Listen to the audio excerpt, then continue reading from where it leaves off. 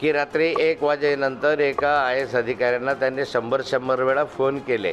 नैतिकता आहे की नाही काहीतरी? बायकांना बोलवायचे, बायकांना फोन करायचा असे जर आरोप होत असतील तर ते गंभीर स्वरूपाचे आरोप आहे.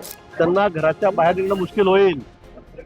अजूनही सांगतो, त्यांचं आता सगळं संपलेलं आहे, त्यांचं दुकान बंद झालेलं आहे. विनाकारण कमरेखालची भाषा करायची, घाणेरडं बोलायचं, स्वतः नंबर 1 तर महाचोर, सगळे धंदे त्यांचे लोकांना माहीत आहे. मी जर त्यांच्याबद्दल काही वाच्यता केली एका गोष्टीची तर मला वाटतं लोक त्यांना बाहेर निघाल्यावर जोड्यानं मारतील, अशी परिस्थिती आहे. अनिल थत्ते यांनी गिरीश महाजनांच्या संदर्भामध्ये गंभीर आरोप केला की रात्री 1 वाजेनंतर एका आय एस अधिकाऱ्यांना त्यांनी 100 वेळा फोन केले. आता ही गिरीश महाजनांचे जे आय एस अधिकाऱ्यांची आणि यांची गोष्ट आहे हे सर्वश्रुत आहे, उभ्या महाराष्ट्राला माहिती आहे, आजचं नाही आहे. हे कित्येक वर्षापासून ही चर्चा महाराष्ट्रामध्ये सुरू आहे आणि ते अधिकारी कोण आहे हे सर्वांना श्रुत आहे, मलाही माहिती आहे, सर्वांनाच माहिती आहे. पण एखाद्या अधिकाऱ्याचं नाव घेणं योग्य होणार नाही असं अनिल थत्तेसुद्धा बोललेत. आणि मला वाटतं की असे जे मंत्री आहेत जे आय एस अधिकाऱ्यांना फोन करतात असं अनिल थत्तेंचा आरोप आहे. त्यात जर तथ्य असेल त्यांना मंत्रिपदावर आणण्याचा काय अधिकार आहे? नैतिकता आहे की नाही काहीतरी? बायकांना बोलवायचे, बायकांना फोन करायचा असे जर आरोप होत असतील तर ते गंभीर स्वरूपाचे आरोप आहे.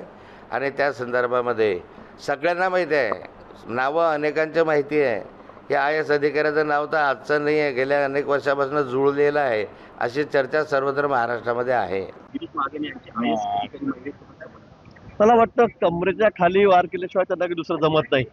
त्यांची अवस्था किती वाईट आहे सर्व महाराष्ट्राला माहीत आहे.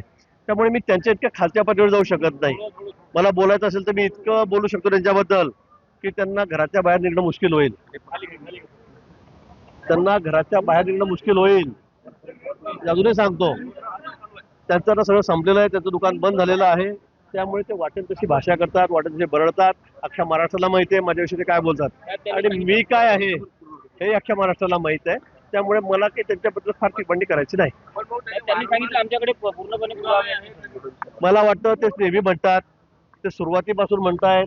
त्यावेळेला माझ्याकडे सीडी आहे काय, माझ्याकडे हे आहे, माझ्याकडे ते. वारंवार मी त्यांना आव्हान दिलं, माझी ईडी लावा. त्यांचा जावई 2.5 वर्ष 3 वर्ष त्या ठिकाणी जेलमध्ये जाऊन आला. त्यांच्या पत्नींना फक्त जाऊ दिलं नाही आम्ही, महिला म्हणून थोडं लवचिकता त्याच्यामध्ये घेतली. मला वाटतं त्यानंतर त्यांनी काही दाखवायचं. विनाकारण कमरेखालची भाषा करायची, घाणेरडं बोलायचं, स्वतः नंबर 1 तर महाचोर, सगळे धंदे त्यांचे लोकांना माहीत आहे. मी जर त्यांच्याबद्दल काही वाच्यता केली एका गोष्टीची तर मला वाटतं लोक त्यांना बाहेर निघाल्यावर जोड्यानं मारतील, अशी परिस्थिती आहे. अशी परिस्थिती आहे.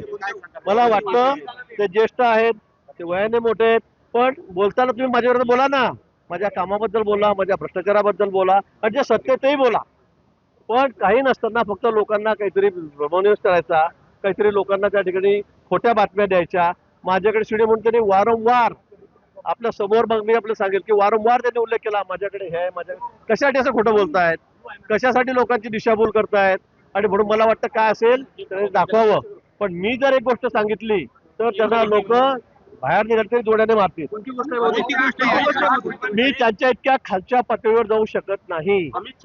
मी त्यांच्या इतका मी खालच्या पातळीवर जाऊ शकत नाही. मला कमरे खालच्या सोबत नाही.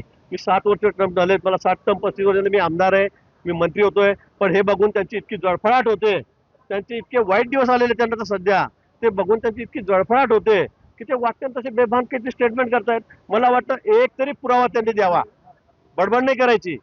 एक तरी पुरावा द्यावा कुठेतरी गोष्टीचा. गेल्या अनेक वर्षापासून वारंवार काहीतरी घाणेरडी भाषा करायची, घाणेरडं स्टेटमेंट करायचं, कमरेखालची भाषा करायची, काही सिद्ध करता येत नाही, आरोप करता येत नाही.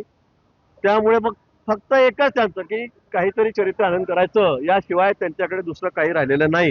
माझं अजूनही त्यांना आव्हान आहे की त्यांनी एक पुरावा दाखवा, मी सक्रिय राजकारणातून बाहेर पडेल. मी कधी तोंड दाखवणार नाही कोणाला. अरे लोकांना दाखव ना म्हणा, लोकांना दाखव ना. बडबड काय करतो फालतू? हा, यांना दिले, मी त्यांना दिले, माझ्या मोबाईल मध्ये होते, कसे काय गायब झाले मला माहित नाही, कसे काय हरवले मला माहित नाही. माझा मोबाईल हरवला, लाज वाटत नाही खोटं बोलताना? थोडंसं लाज वाटत नाही खोटं बोलताना? माझा अजूनही आव्हान आहे तुमच्या सगळ्यांच्या समोर, एक पुरावा तरी दाखवावा, एक पुरावा तरी दाखवावा. आणि माझा आता अंत बघू नका. मी जर एका गोष्टीचा खुलासा केला तर खडसे तोंड काळं करूनच बाहेर पडावं गेला, आईलपेट लावून बोलायला. मी कमरेखालची भाषा करत नाही, मी इतक्या खालच्या थराचा माणूस नाही. मी इतक्या खालच्या थराचा माणूस नाही. घरातलीच गोष्ट आहे, पण मी ती बोलणार नाही. मला बोलायला लावू नका.